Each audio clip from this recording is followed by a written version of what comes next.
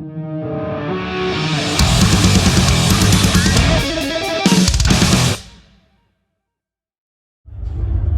to the Everblack Podcast. I am your host JD. We are here today at Byron Bluesfest, and we are talking with Frank Turner. Frank, thanks for joining us. Thank you for having me. It's very nice to be here. Now, you were here a few years back. How do you find? This is a lovely door. How do you find the Bluesfest audience as compared to a solo show or your support with County Crows and whatnot? We're going to see in a minute, aren't we? To some degree, festivals are an interesting time because they're when people who are sort of maybes on who you are and what you do might give you 5 minutes of their time. So it's not quite playing a headline show, but it's also not quite, we did a show in Melbourne the other day with County Crows that had sold out before I was added to the bill. So then it's like completely gold with 3,000 people or whatever it is. So it's sort of somewhere between those two. But ultimately, there are lots of different words that get attached to what I do for a living, but I'm a performing entertainer. It's my job, and so I'm going to try and do my job, make some friends. It's going to be a rare thing today. It's going to be a shorts gig. I don't believe in shorts conceptually, but I am now wearing shorts. No, they're awful legs. That's very sweet people. I have terrible legs, so I'm going to play in shorts today, and that's something. I don't know. Something definitely to look forward to. I don't know if the people at Byron Bay are ready for the shorts gig, but again. Well, there's Englishmen that had pasty legs, but you're going to blind us with those. No, my legs are quite pasty. I've just got tattoos on them to fill in the blank area. Just to reduce some of the kind of glare. Yeah. Do you know what I mean? And I just haven't got this shin finished yet, so I'd like to apologise in advance to anyone standing slightly to the stage left. Oh, okay. Well, yes. Now, we've got this lovely tape deck art. Now, it's 10 years since that came out. You've put out a lot of albums, but choosing a favourite child is always a hard thing to do. Do you find a bit as much reception for tape deck art tracks when you're on tour rather than FTHC? It's been out longer, and all that. So, I know for a lot of people, it's the record they discovered my music on, which I'm extremely grateful for. So, and I know, speaking as a fan of other bands, that's going to be a record, that's going to jam a record right in your heart and all the rest of it. I'm grateful for it. It was a strange time in my life, I'll be honest with you, because everything went totally nuts. But for a lot of bands, that usually happens on album 1, maybe album 2, and that was album 5 for me. So it was a slightly discombobulating time, and because I'm essentially a contrarian, and I'm not proud of that fact incidentally, because it did so well, I then decided I hated it for quite a long time. And recently, actually particularly this year, because we've done one full album playback show in London, and we're doing another one in Los Angeles before the end of the year, and the process of actually learning the whole record back again. About half of it's pretty much always the same, but the other half, learning those songs back again, it was like, oh, actually, this is quite a good album. Do you know what I mean? Yeah. And at the end of the day, each of the records I've made represent an extremely concentrated amount of effort and thought and creativity in a concentrated period of time. Do you know what I mean? And so how do I feel about this record versus FTAC is like asking me how I feel about being 29 versus being 39. You know what I mean? It's a slightly odd question in a funny way.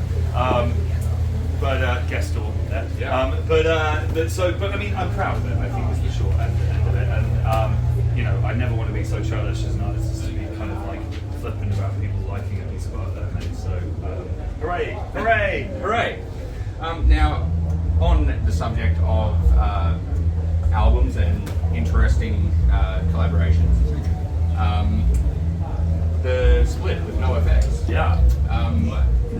Would you go back and revisit that with another band, and if so, what band? What's on your radar? That is a great question that I've not been asked before. First things first is I was so honoured to do the NoFX split. The last time they did those with Rancid, and I bought that one at the record store when it came out in 2002. And if you told me then that in 20 years' time they did the next one with me, I would have asked for some of the drugs that you were on. So I was really stoked by it, and it is a creatively interesting thing to do. I think part of the reason there's two prerequisites. It's like NoFX and I are quite different in our music methods, but we are genuine fans of each other's work. Yeah. And it's funny because like it's easy for me to say I'm a fan of NoFX work because it's self-evidently true.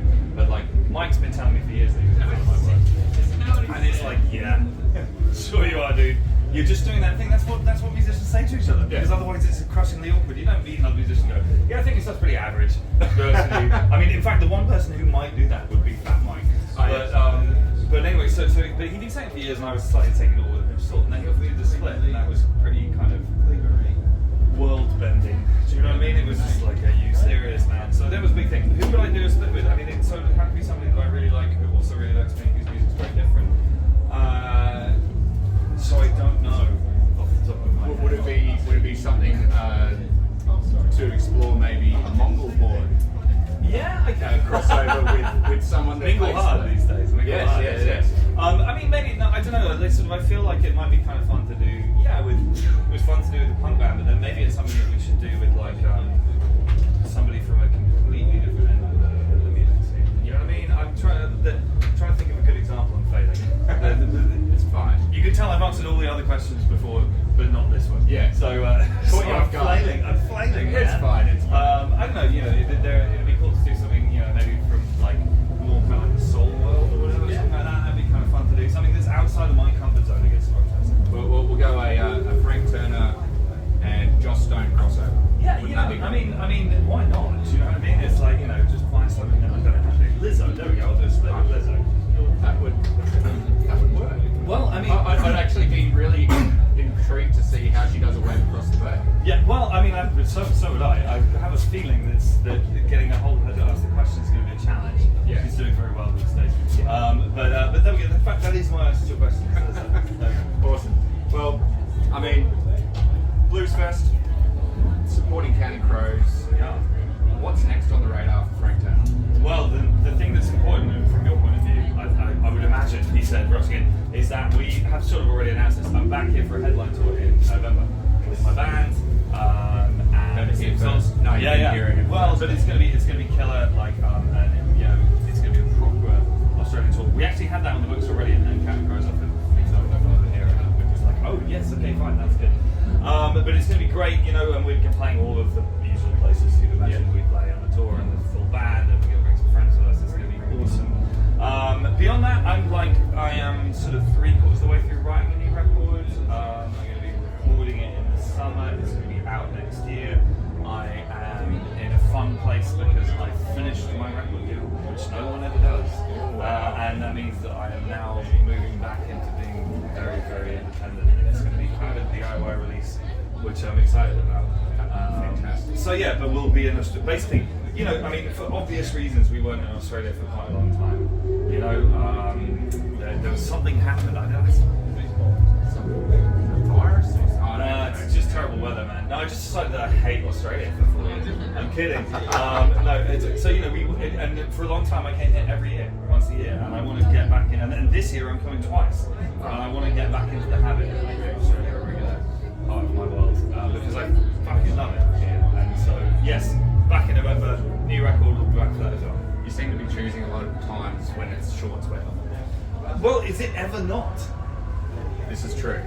I mean, I would say don't come to Queensland, but Queensland is like... I love Queensland. You know, I love Queensland, and part of the reason I love Queensland is because lots of other people want to be really about Queensland. And it's like, I said it earlier, I'm trying to like vote for the underdog. You know what I mean? It's like when, our cab driver in Melbourne on the way to the airport to fly to Brisbane was banging on about how he didn't like Queenslanders. And I was like, cool, and he was so annoying. He might be the most annoying cab driver who's ever driven a cab in the whole world ever. And so I decided then and there that I was going to fight for Queensland until I died. Until, hold on, I'm now, you didn't even ask. No.